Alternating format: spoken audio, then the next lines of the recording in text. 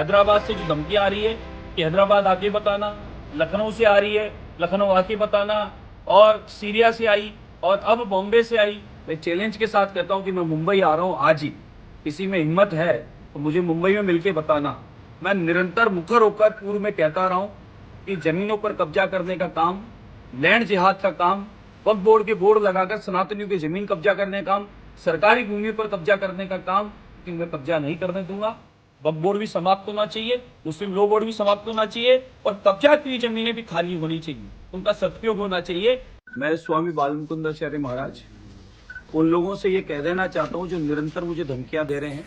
नित्य प्रतिदिन रात को 12 बजे से 3 बजे के बीच में जो धमकियां आ रही है हैदराबाद से, बेंगलोर से और मुंबई से, मैं उनको ये बता देना चाहता हूं कि मैं पिछले वर्ष चुनाव से पूर्व भी इन धमकियों से कभी डरा नहीं और अभी भी डरता नहीं। और जो रात को महाशय ने कहा है कि बॉम्बे आके बता और जिंदा जाके बता, मैं चैलेंज के साथ कहता हूं कि मैं मुंबई आ रहा हूं आज ही। किसी में हिम्मत है तो मुझे मुंबई में मिलके बताना। चैलेंज के साथ कहता हूं, पहले भी नहीं घबराता था और आज भी नहीं डरता हूं। मैं न इन धमकियों से डरने वाला, न इन भपकियों से डरने वाला। मैं निरंतर मुखर होकर पूर्व में कहता रहा हूं कि जमीनों पर कब्जा करने का काम, लैंड जिहाद का काम, वक्फ बोर्ड के बोर्ड लगाकर सनातनियों की जमीन कब्जा करने का काम, सरकारी भूमियों पर कब्जा करने का काम, और मठ मंदिरों को, इन स्थानों को खंडित करके आज भी तोड़ के कब्जा करने का काम, वो पहले भी नहीं आवाज उठाता रहा हूं इसके लिए, और अभी उठाऊंगा और कतई नहीं करने दूंगा। किसी में कितना दम हो वो अपना लगा लेना, लेकिन मैं कब्जा नहीं करने दूंगा। कानून प्रशासन अपना काम कर रहा है, उसी माध्यम से जमीनें खाली हो रही है, उसी माध्यम से जमीनों को देखा और बताया जा रहा है। लेकिन कुछ लोग ये चाहते हैं धमकियों के माध्यम से कि मैं रुक जाऊं, यहीं ठहर जाऊं और ये जमीनों का जो कब्जे का काम चल रहा है इसकी आवाज उठाना बंद कर दूं। तो ऐसा नहीं होने वाला। निरंतर इन बातों पर मैं बोलता रहूंगा। सनातनी हूं। देश का विकास और तिरंगा दोनों साथ चल रहा है। पूरी दुनिया में तिरंगे का मान सम्मान विश्व गुरु के रूप में, सनातन के रूप में बढ़ता जा रहा है। आदरणीय मोदी जी के नेतृत्व में ऐतिहासिक विकास पूरे देश का हो रहा है।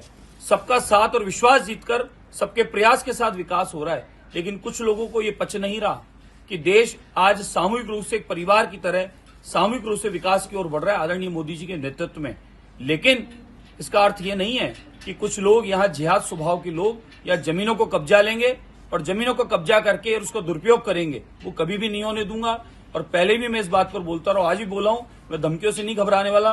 हैदराबाद से जो धमकी आ रही है कि हैदराबाद आके बताना, लखनऊ से आ रही है लखनऊ आके बताना, और सीरिया से आई और अब बॉम्बे से आई, तो मैं तो निरंतर भ्रमण करने वाला व्यक्ति हूं। रोज भ्रमण करता हूं, धार्मिक आध्यात्मिक पुरुष हूं, रोज आना जाना मेरा काम है।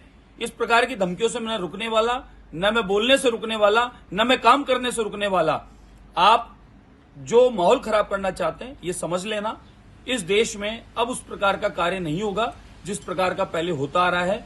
और ये तय हो चुका था कि आप हम सब देश का बंटवारा हुआ शांतिपूर्वक, प्रेम पूर्वक यहाँ इस देश में सामूहिक रहकर और पूरे देश के विकास में योगदान करेंगे। उसमें हम सबको सहयोग करना है। आदरणीय मोदी जी के नेतृत्व में जो काम हो रहा है उसमें सहभागी बनना है, न कि इस प्रकार के कार्य करके और माहौल खराब करने का काम करना है या जमीनें कब्जा करके उसका दुरुपयोग करके और लैंड जिहाद करना है। इन कामों में जो संलग्न है वो तैयारी रहे कि सलाखों के पीछे जाएंगे, जमीनें कब्जा नहीं होने देंगे। वक्फ बोर्ड भी समाप्त होना चाहिए, मुस्लिम लॉ बोर्ड भी समाप्त होना चाहिए, और कब्जा की हुई जमीनें भी खाली होनी चाहिए, उनका सदुपयोग होना चाहिए। उन पे विद्यालय, यूनिवर्सिटी, कॉलेज खुलने चाहिए, शिक्षा के केंद्र बनने चाहिए, न कि सिर्फ खाली कब्जा करके जमीनों का दुरुपयोग करना चाहिए।